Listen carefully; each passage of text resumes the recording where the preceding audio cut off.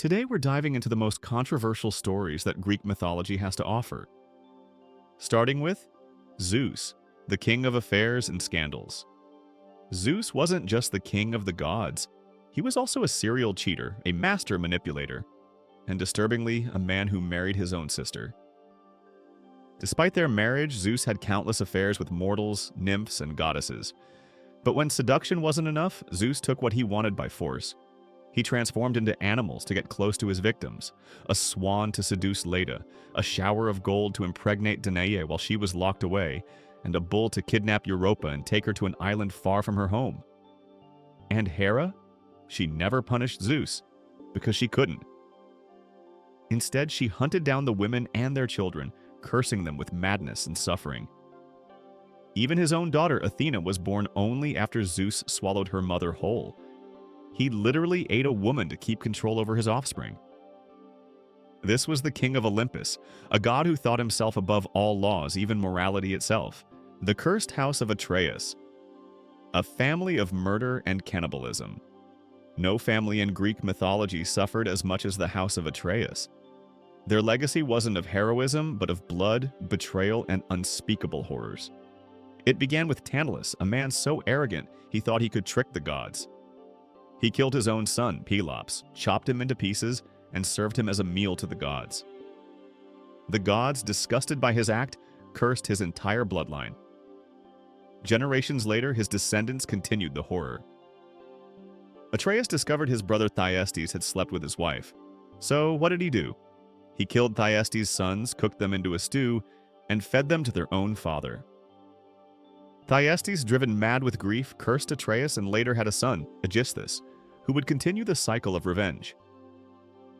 Atreus' son Agamemnon sacrificed his own daughter, Iphigenia, to win a war. When he returned, his wife Clytemnestra murdered him in his bath. With each generation, the horror deepened, trapping them in a cycle of murder, curses, and endless revenge. Oedipus, the man who married his own mother. Some tragedies are written in fate itself. No matter what Oedipus did, he was doomed from the moment he was born. A prophecy foretold that he would kill his father and marry his mother. His parents, King Laius and Queen Jocasta, tried to escape this fate by ordering their newborn son to be left to die. But fate always wins. Oedipus survived, grew up far from Thebes, and, unaware of his true identity, killed a man on the road. That man was his own father. Later, he unknowingly married the widowed queen, his own mother. They had children together, living in blissful ignorance. When they discovered the horrific reality, Jocasta took her own life, and Oedipus, unable to face what he had done, gouged out his own eyes with golden pins. His own children were both his children and his siblings. His punishment? To wander the earth, blind, cursed, and broken. Oedipus never wanted this fate, but in the end, there is no escaping destiny. Aphrodite and Ares. The gods caught in the act. Aphrodite was the goddess of love and beauty, but love in Greek mythology was rarely pure. She was married to Hephaestus, a god she found repulsive. Cold, crippled, and boring, he was not the kind of husband the goddess of passion wanted. So she took Ares, the god of war, as her secret lover. They would meet in hidden chambers, lost in passion. Helios, the all-seeing sun god, exposed their affair. Furious, Hephaestus crafted an unbreakable golden net and placed it over their bed. The next time Aphrodite and Ares fell into each other's arms, they were trapped, naked and helpless. And then, Hephaestus invited all the gods to come and watch. They laughed and mocked the lovers, making them a joke in Olympus. But Aphrodite felt no shame. She and Ares continued their affair, and Hephaestus was left with a marriage he could never control. Medusa, a victim turned into a monster. Medusa wasn't always the monster you've come to know. She was once a beautiful priestess, devoted to Athena. But her beauty attracted the worst kind of attention, from Poseidon, the god of the sea. One day, he attacked her inside the temple. Medusa was violated where she had once prayed. And Athena? She did not punish Poseidon, she punished Medusa. Her beautiful hair became writhing snakes. Her face became a curse, one look and men would turn to stone. Banished to an isolated island, Medusa became a figure of fear, hunted, not for her crimes, but for the curse placed upon her. When Perseus finally killed her, he used her severed head as a weapon, and even in death, she was nothing more than a tool for the gods. Medusa was never a monster by choice. She was a victim, turned into something others could fear and destroy, Artemis and Actaeon, the hunter who became the hunted. Actaeon was a hunter, but one mistake turned him into prey. One afternoon, he wandered deep into the forest, his footsteps silent as he tracked his next kill. But instead of a deer, he found himself staring at something far more dangerous. Artemis, the virgin goddess of the hunt, bathing naked in a secluded spring. He didn't mean to see her. Perhaps it was fate, or perhaps it was a cruel accident. But it didn't matter.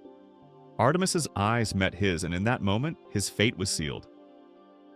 Artemis was furious, not just at Actaeon, but at the idea that a mortal man had dared to look upon her divine body. And so she cursed him. Right before his eyes, his hands twisted into hooves. His skin sprouted fur.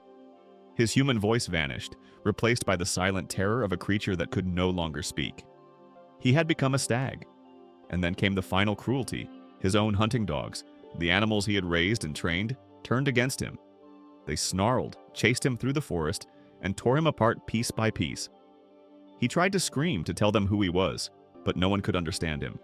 No one could save him. He had seen what no man was meant to see, and for that he paid the price with his life. The Trojan War. A war over one woman. It all started with a golden apple. At the wedding of Peleus and Thetis, Eris, the goddess of discord, cast a golden apple into the crowd, inscribed with 3 fateful words, "For the fairest." And just like that, the goddesses turned against each other. Hera, Athena, and Aphrodite each believed they deserved the title.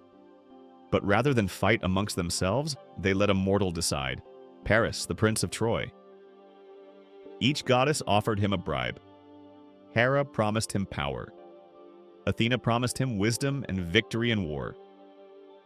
Aphrodite promised him the most beautiful woman in the world, Helen. Paris, blinded by lust and arrogance, chose Helen, who was already married to King Menelaus of Sparta. But Paris didn't care. With Aphrodite's help, he seduced, or possibly abducted, Helen and took her to Troy. Menelaus wanted revenge, but he couldn't take Troy alone. So he called upon his brother, Agamemnon, and together they gathered the greatest warriors of Greece, Achilles, Odysseus, Ajax, and more. For 10 years, the Greeks slaughtered the Trojans, leaving bodies piled on the battlefield. Hector fell at Achilles' hands. Achilles himself was killed with an arrow to his only weakness, his heel. In the end, the Greeks didn't win with honor. They won with deception. The Trojan horse, a gift hiding soldiers waiting to burn the city to the ground. Prometheus, the Titan who defied Zeus. Prometheus was a Titan, but unlike his kind, he didn't believe in brutal rule. He looked upon humans, weak and trembling in the dark, and felt something no god had ever felt before. Pity. Zeus hated humans. He wanted them to remain ignorant, crawling in the dust, worshipping him like terrified children. But Prometheus saw potential, so he did the one thing no one dared. He stole fire from Olympus and gave it to mankind. And suddenly, humans were no longer helpless. They built cities, weapons, and empires. They became something more than Zeus had ever intended. Zeus was furious, not just because fire had been stolen, but because humans had become dangerous.